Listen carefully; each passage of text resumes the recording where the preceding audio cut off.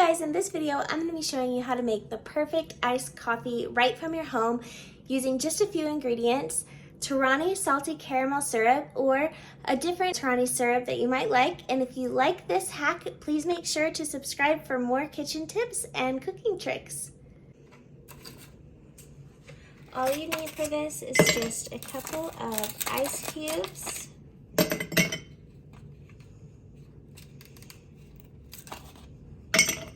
add 2 tablespoons of Torani salty caramel,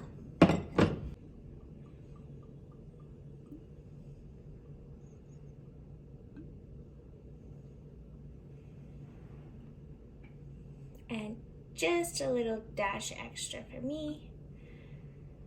Add some iced coffee,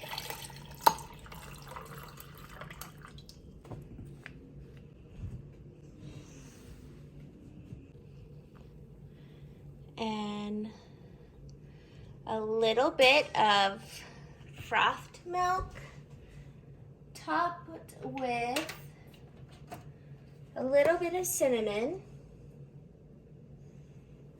and there you have a perfect iced coffee at home.